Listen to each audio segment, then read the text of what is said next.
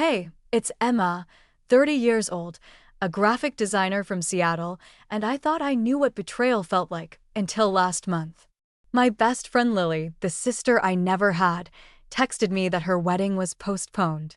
Family issues, she said, her words vague, cold. I was gutted for her. We'd planned this day for years, me designing her invites for free, dreaming of her walking down the aisle.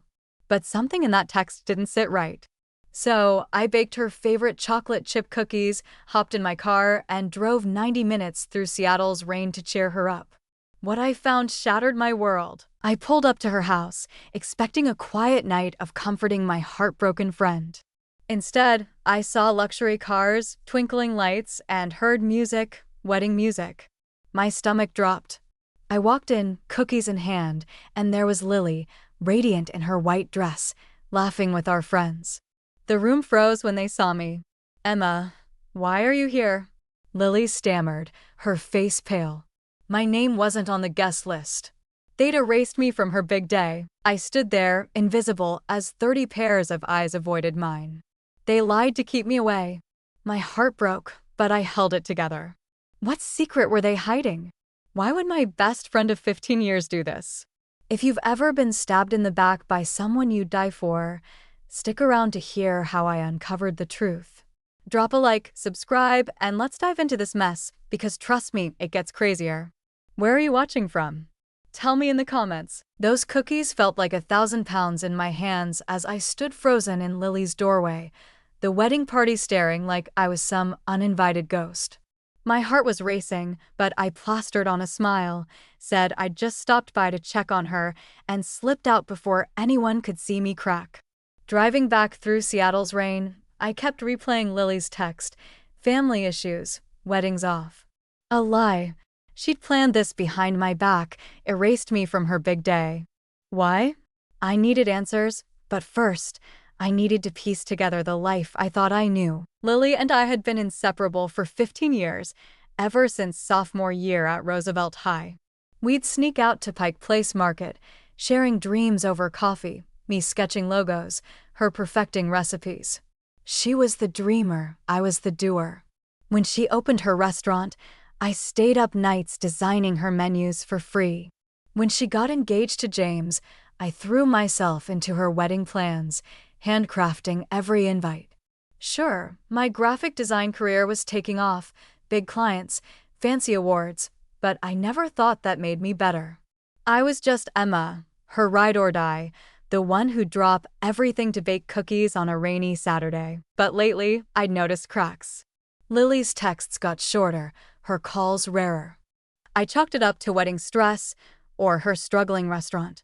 Still, I made time, drove 2 hours round trip for dress fittings, sent her job leads when she hinted at money troubles. I thought I was helping. Now, standing in my apartment, staring at those soggy cookies, I wondered if I'd missed something bigger. Had I done something to push her away? Or was this all on her? I tried calling Lily, but it went straight to voicemail. Same with Chloe, our mutual friend who'd been laughing at the wedding. My sister Abigail was the only one who picked up. Maybe she just needed space, she said, but her voice wavered. Space? From me? I scrolled Instagram, hoping for clues, and that's when it hit me like a freight train. Chloe had posted stories from Lily's bachelorette party 2 weeks ago at a winery I'd never been invited to. Another friend, Natalie, shared a pic of Lily trying on veils. I wasn't in a single frame. They'd been planning this for months, cutting me out like I was nobody. My chest tightened. I poured a glass of wine, hands shaking, and kept digging. Lily's restaurant page had photos of pre-wedding dinners I'd never heard of. Our friends, people I'd hosted at my place, cried with, laughed with, were all there, smiling without me. How long had this been going on? I texted Chloe, "Why didn't you tell me about the wedding?" Her reply was a week, "I thought you knew." Liar. I was about to spiral when my phone buzzed with a notification. A friend had left her phone open at the wedding, and I'd seen a group chat without me. One message from Lily stopped me cold. "Emma's too much. She'll make my day about her success." I can't deal. Too much? Success? I'd spent years lifting Lily up, cheering her on. Was she jealous? Had I been blind to her resentment? I sank onto my couch, the Seattle skyline blurred through my window. The truth was sinking in. My best friend didn't just exclude me, she built a wall to keep me out. But why? I wasn't letting this go. I needed to know the whole story, and I wasn't waiting for an apology. If you've ever felt stabbed in the back like this, stay with me, this gets deeper. What's the worst betrayal you faced? Drop it in the comments and let's keep going. That group chat message from Lily burned into my brain. Emma's too much. Too much? I'd spent 15 years being her biggest cheerleader, and now I was the problem? Curled up on my couch, Seattle's rain drumming against the window, I felt like my world had been flipped upside down. The cookies I'd baked for Lily sat untouched, a sad reminder of how naive I'd been. But the hurt was turning into something else, anger, mixed with a need to understand. Why would my best friend build a secret life without me? I wasn't done yet. I had to see this through. The next morning, I woke up with a headache and a plan. I wasn't going to let this fester. I texted Chloe, demanding to meet at our usual coffee shop in Capitol Hill. She showed up, looking like she'd rather be anywhere else. I didn't know how to tell you, she mumbled, stirring her latte. Lily made it sound like you'd overshadow her wedding. Overshadow? I pressed her, and the truth spilled out. Lily had been venting for months, saying my career, big clients, shiny awards, made her feel small. Chloe admitted the group knew about the wedding but stayed quiet to keep the peace. I stared at her, stunned. You all chose her over me? Chloe's silence was answer enough. I left the coffee shop, my head spinning. Lily's mom, Susan, lived 10 minutes away, and I drove straight there. Susan had always been like a second mom, so maybe she'd have answers. Over tea in her cozy kitchen, she sighed. Lily's been struggling, Emma. Her restaurant's barely breaking even, and she sees you thriving, new condo, fancy projects. She didn't want her wedding to feel like a comparison. Susan's words hit hard. Lily was jealous, not just of my success, but of the way I carried myself, always confident, always on. Susan added, she didn't tell you about the wedding because she thought you'd steal the spotlight, even if you didn't mean to. Steal the spotlight? I'd spent hours designing Lily's invites, hyping her up to everyone. But as I drove back home, I started replaying our friendship. Had I been blind to her insecurities? Like that time I suggested better marketing for her restaurant, or when I bragged about landing a client with a 7-figure budget, thinking it'd inspire her. Maybe my help felt like judgment. Maybe I'd been pushing her to be someone she wasn't. By the time I parked, I was questioning everything. Was I really the friend I thought I was? I called Abigail, my sister, spilling it all. You're intense, she said, not sugarcoating. You fix things, push people to be better, but not everyone wants that. Lily probably felt like she couldn't measure up. Her words stung, but they rang true. I opened my laptop, diving into articles about friendship dynamics, jealousy, unspoken competition, the way success can quietly fracture bonds. One line stuck with me. Sometimes, the people we love most resent us for shining too bright. Was that me? Had I been shining so loud I drowned Lily out? I wasn't ready to forgive, but I wanted to understand. Lily's lie wasn't just about one day, it was about years of unspoken resentment. I needed to talk to her, not to fight, but to dig into the truth. I sent her a text, we need to talk. Tomorrow, please. My heart pounded as I hit send. Would she even show up? If you've ever had a friend turn on you like this, you know how raw it feels. What would you do next? Share in the comments and stick with me. This story is about to get real. Let's figure out what Lily's hiding together. Lily's text came back an hour after I sent mine. Okay, tomorrow at noon, our cafe. My heart skipped, half relieved, half dreading what was coming. I'd spent the night wrestling with her betrayal, those words, Emma's too much, looping in my head like a bad song. Seattle's rain hadn't let up, mirroring the storm inside me.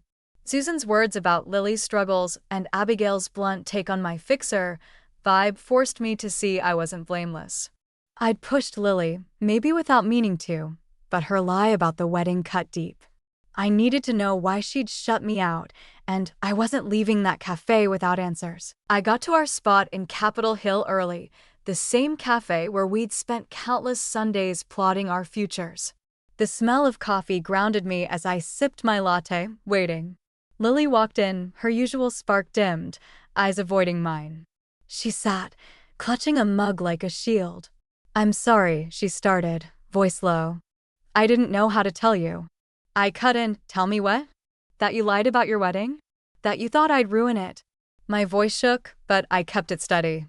I pulled out my phone, showing the group chat screenshot I'd snapped, her words about me stealing her spotlight. Her face crumpled. "I felt like I was drowning," she said, finally meeting my eyes. "My restaurant's bleeding money, James, and I fought over the wedding budget, and every time you talked about your big clients or your perfect life, I felt smaller. You're always so together. I didn't want my wedding to be another stage for you to shine." Her words hit like a punch. I leaned back, processing. "Lily, I designed your invites, stayed up nights for you. I wasn't trying to outshine you, I was celebrating you." She nodded, tears spilling. "I know. That's why it hurt more. You didn't even see how you made me feel." I asked about the group chat, the secret dinners, the bachelorette party. She admitted it started small, venting to Chloe about feeling overshadowed, but snowballed. "Everyone agreed it was easier to keep you out than deal with the tension," she said. "I was wrong, Emma. I was jealous and I let it fester." Jealous? I'd never seen it. I thought we lifted each other up, not tore each other down. But her honesty cracked something open. I saw her, really saw her, the stress, the fear of failing, the weight of comparing herself to me. I took a breath, my turn to be real. "I didn't know I was hurting you," I said. "I thought my advice, my stories, were helping. But I get it now, I pushed too hard, didn't listen enough." Lily's eyes softened, like she hadn't expected that. We sat in silence, the cafe's hum around us. "So, where do we go from here?" I asked. She hesitated. "I want my friend back, but I need to feel like I'm enough." I nodded. "And I need to trust you again. That's gonna take work." We agreed to meet again. No promises, just a start. As I walked out into the drizzle, I felt raw but lighter. Lily's jealousy had broken us, but my blindness had paved the way. I wasn't ready to forgive. Not fully, but I wanted to try. This wasn't the end.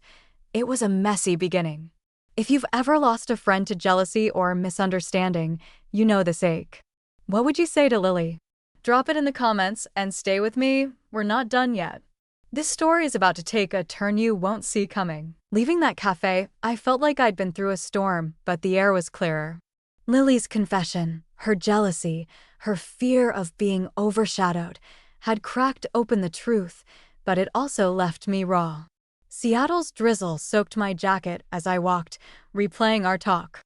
I'd admitted my part, how my helpful advice had felt like judgment, but her lie about the wedding still stung. Trust was a long way off, yet something in her tearful eyes made me want to rebuild, not walk away. I wasn't ready to let 15 years of friendship die. But how do you fix a bond this broken? I needed perspective, and fast. Back at my apartment, I called Chloe, needing to understand the group's silence. She met me at a diner near Pike Place Market, her usual bubbly vibe replaced with guilt. "I should have told you about the wedding," she said, picking at her fries. "Lily was so stressed, and we thought keeping you out would make it easier for her." "Easier?" I leaned forward, voice sharp. "For her, maybe, but what about me? You all watched me get erased." Chloe winced, admitting the group had avoided confrontation, letting Lily's resentment fester. "We were cowards," she said. "I'm sorry." Her apology felt thin, but it gave me a piece of the puzzle. This wasn't just Lily, it was a group dynamic gone wrong. I needed another angle, so I called my sister, Abigail, who'd always been my reality check. Over FaceTime, she didn't hold back. "You're a force, You walk into a room, and people notice. That's not bad, but it can be heavy for someone like Lily, who's struggling. She paused, then hit me with it. You ever think you're so busy shining, you don't see who's in your shadow? Her words landed hard. I thought back to moments I'd brushed off, correcting Lily's menu ideas, gushing about my latest project while she nodded quietly. Had I been that blind? I pulled out my laptop, diving into articles about friendship and competition. One stuck with me. Unspoken resentment grows in silence. That was us. Lily hadn't told me she felt small. I hadn't noticed her pulling away. We'd both failed each other. But Abigail's question kept echoing. Was I overshadowing without knowing? I dug deeper, texting Susan, Lily's mom, for more context. She shared how Lily's restaurant was on the brink, how social media made my life look perfect compared to her chaos. She didn't hate you, Susan said. She just couldn't keep up. It wasn't an excuse, but it was a reason. By midnight, I was piecing it together. Lily's jealousy had built a wall, but my intensity had laid the bricks. I wasn't the villain, but I wasn't innocent either. I wanted my friend back, not just for nostalgia, but because we could be better, honest, real. I started sketching a plan, not to confront, but to rebuild. Maybe a group talk, not just with Lily but Chloe, Natalie, the whole crew. We needed to clear the air, no more secrets. I wasn't sure how, but I knew it started with listening, not fixing. As I fell asleep, my phone buzzed Lily, texting a simple, "Thanks for today. Can we keep talking?" It wasn't much, but it was enough to keep going. This mess wasn't over, but it was shifting. If you've ever had to face your own flaws to save a friendship, you get this. What's the hardest truth you've had to own up to? Share below, and stick with me. This is about to get realer. We're diving into how I tried to fix this, and it's not what you'd expect. Lily's late-night text, "Thanks for today. Can we keep talking?" lit a spark in me. I'd been tossing and turning, wrestling with the mess of our friendship. Her words, raw and real, felt like a crack in the wall between us. Seattle's rain had slowed to a drizzle outside my window, and for the first time in days, I felt a flicker of hope. I wasn't ready to forgive her for lying about the wedding, but I saw a path forward, not just to patch things up, but to build something better. My talks with Chloe, Susan, and Abigail had forced me to face my own flaws.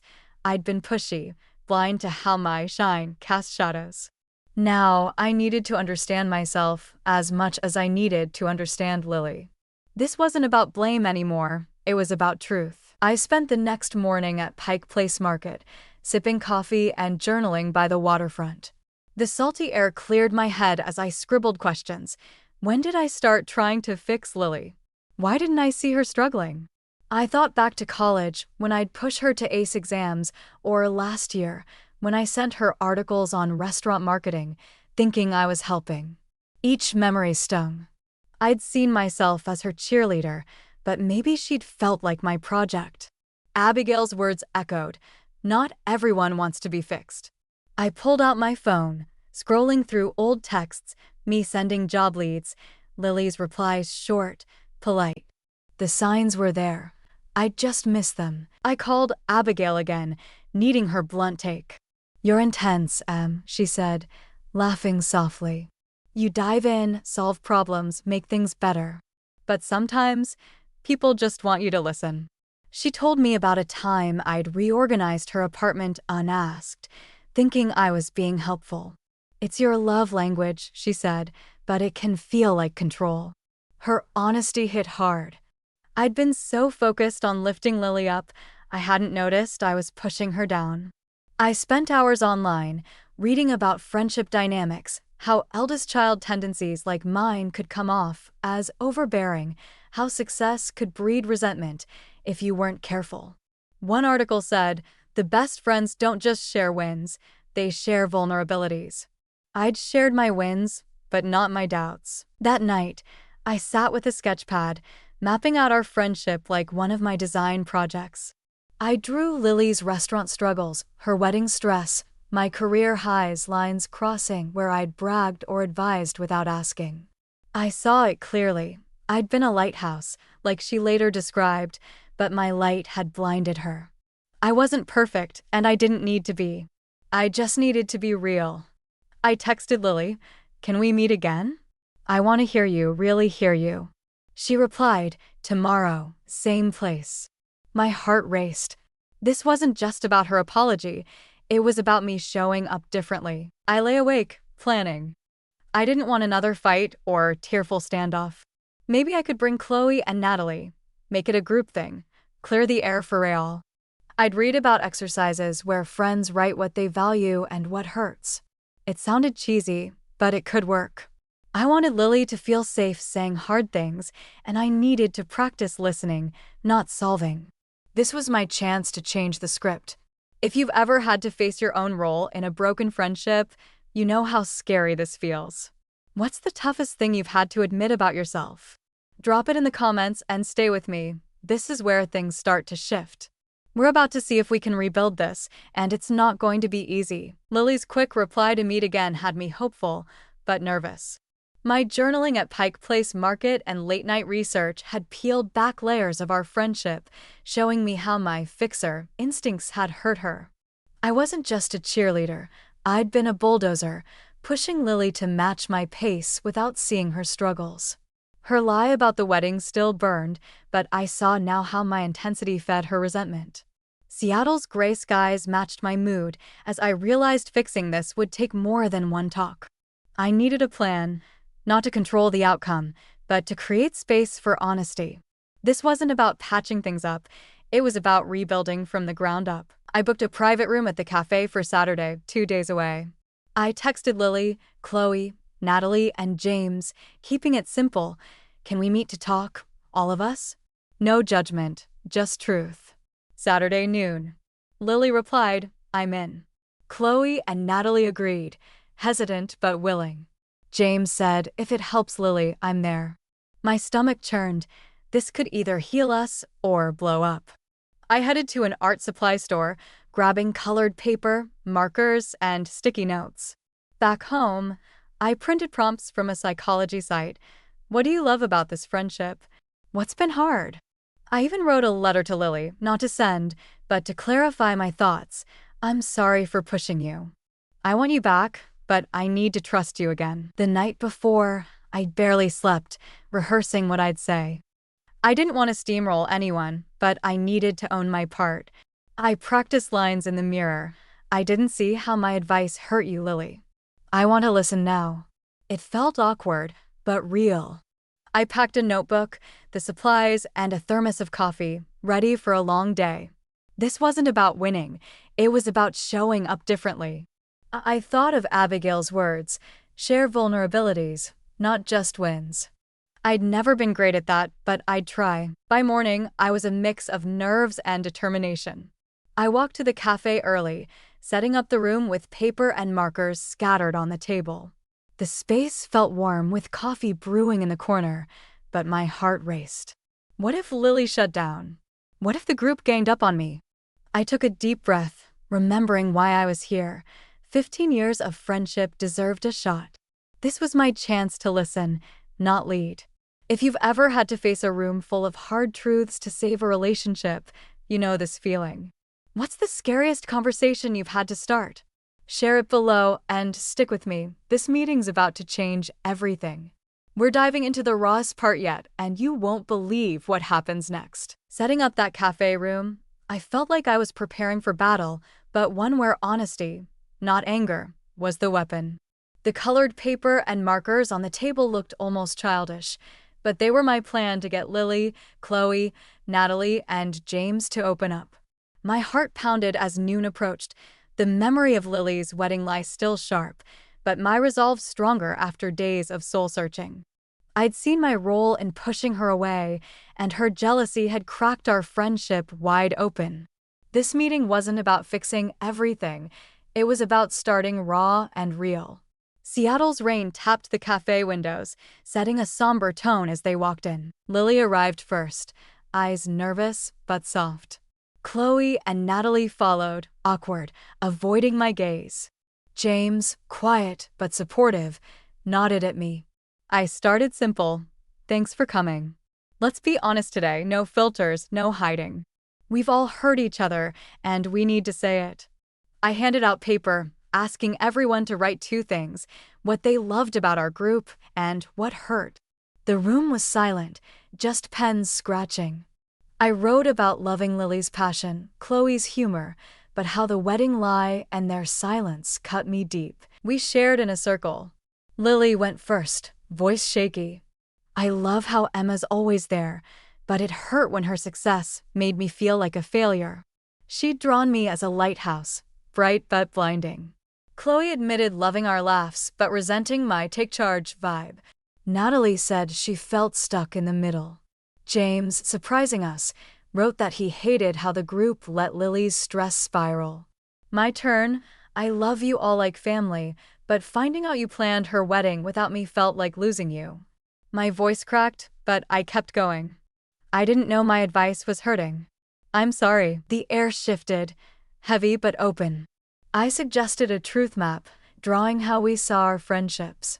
Lily's showed her in a corner, me looming large. Mine had me reaching out, but with walls around everyone. We talked over coffee, tears mixing with words. Lily confessed her restaurant's near collapse made my wins feel like taunts. I lied about the wedding because I couldn't face you shining, she said. I nodded, owning how I'd pushed solutions without listening.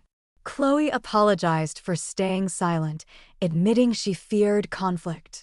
Natalie said she'd been too passive, letting resentment build. It wasn't all healing, some words stung. James called me intimidating, which hurt, but I saw his point. We agreed to try something new: no secrets, no assumptions. I suggested a group rule: speak up when something hurts, not after months of silence. Lily hugged me, whispering, I want us back. I hugged her, but said, it'll take time. We left the cafe exhausted, but lighter, like we'd shed years of baggage. The rain had stopped, a rare Seattle sun peeking through. Driving home, I felt a fragile hope. We weren't fixed, but we'd started. I knew rebuilding trust would be slow, maybe messy, but worth it. This wasn't the end. It was a new chapter, one we'd write together. If you've ever had to face hard truths to save a friendship, you know this mix of pain and possibility. What's the toughest talk you've had with a friend? Share it below and stick with me, we're not done. This story is about to show how we kept this promise, and it's got surprises you won't expect. Walking out of that cafe, I felt like I'd run an emotional marathon, but the sun breaking through Seattle's clouds mirrored the shift in me. That raw, honest talk with Lily, Chloe, Natalie, and James had cracked open our wounds: Lily's jealousy, my overbearing ways, the group's silence, but it also laid a foundation. We'd promised to speak up, to rebuild trust, but promises are easy, living them is hard. I drove home, replaying Lily's hug, her whispered, I want us back. I wanted that too, but the sting of her wedding lie lingered. Could we really move forward? I was ready to find out. 3 months later, things looked different. Lily and I started small, meeting for coffee, no pressure, just talking. She opened up about her restaurant's struggles, debt piling up, critics tearing her apart. I listened, resisting the urge to suggest fixes, and it felt new, like I was seeing her for the first time. She asked about my work, and I shared without boasting, admitting my own fears of burning out. One day, she pitched a crazy idea: me designing new branding for her restaurant's relaunch. No advice, she teased, just your art. I laughed, and we dove in, spending late nights sketching logos and menus, her cooking, me drawing, like old times but better, honest, equal. Our group changed too.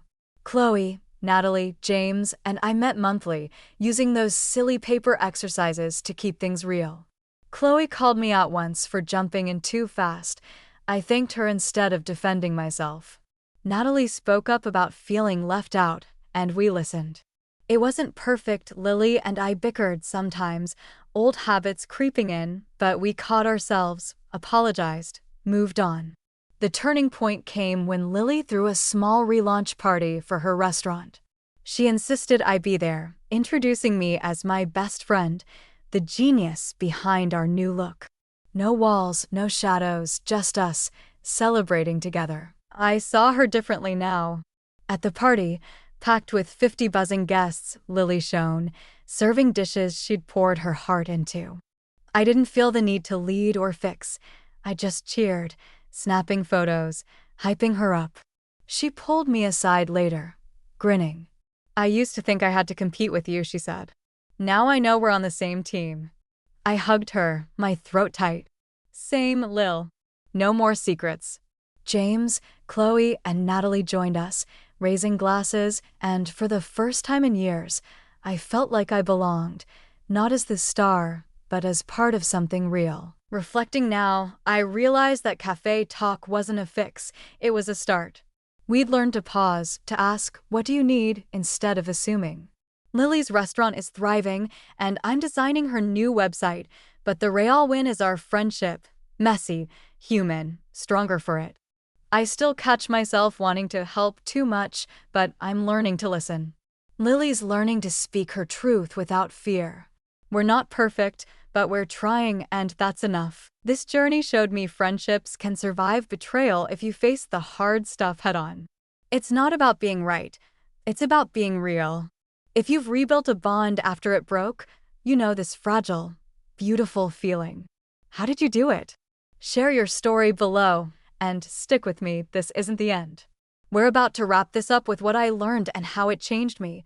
It's raw, it's real, and you won't want to miss it. That restaurant relaunch party, with Lily shining and our friends laughing together, felt like a new chapter after a long, painful book. 3 months of hard work, coffee talks, group meetings, and learning to listen had rebuilt our friendship into something stronger, messier, and more honest. Seattle's rare sunny evening that night seemed to bless our progress, but I knew the journey wasn't over. Lily's wedding lie had shattered me, and facing my own role as the overbearing fixer had humbled me. Now, standing on the other side, I wanted to share what I'd learned, not just for me, but for anyone who's ever lost a friend to betrayal or misunderstanding. This wasn't just our story, it was a roadmap for healing. Looking back, I see how close we came to losing 15 years of friendship. Crashing Lily's wedding, seeing that group chat calling me too much, hurt like nothing else. But digging into the why, her jealousy, my intensity, our group's silence, showed me that pain can be a teacher. We didn't just patch things up, we tore down the old walls and built something real. Lily and I now check in weekly, no filters. She tells me when I'm pushing too hard. I call her out when she bottles things up. Chloe, Natalie, and James keep us honest, too, using those cheesy paper exercises to air out grudges before they fester. It's not perfect, but it's ours. What I've learned boils down to 3 things you can take into your own life. First, speak your truth, even when it's scary. Lily's resentment grew because she didn't tell me she felt small. If you're hurting, say it. Don't let silence build a wall. Second, listen without fixing. I used to jump in with solutions, thinking I was helping, but sometimes people just need you to hear them. Ask, what do you need, and mean it. Third, forgiveness is a choice, not a feeling. I didn't feel ready to forgive Lily for lying, but choosing to try opened the door to healing. It's work, but it's worth it. These lessons aren't just for friendships, they're for family, partners, even coworkers. I've started using them with Abigail, pausing before I organize her life. At work, I listen more, advise less. It's changed how I show up, and people notice. Lily's restaurant is booming now, and I'm designing her new menus, but the real win is us laughing at Pike Place Market, no shadows between us. We're proof that betrayal doesn't have to be the end. It can be a beginning if you're brave enough to face it. I want to hear from you. Have you ever been cut out by someone you loved? Maybe a friend excluded you, or a family member lied. How did you handle it? Did you walk away or fight to rebuild? Drop your story in the comments. I read everyone and they mean the world. If this story hit home, give it a like, hit that subscribe button, and ring the bell so you don't miss what's next. I've got more real stories coming, ones that'll make you laugh, cry, and think. Want a sneak peek? Next week, I'm diving into another secret I uncovered after Lily's wedding, and trust me, it's wild. As I wrap this up, I'm grateful for the mess. It taught me that love, friendship, family, whatever, takes courage. You've got to show up, flaws and all, and keep choosing connection over comfort. So, go call that friend you've been avoiding. Start that hard talk. It might just change everything. Thanks for sticking with me through this crazy ride. Let's keep telling these stories together. What's your next step? Share it below, and I'll see you in the next one.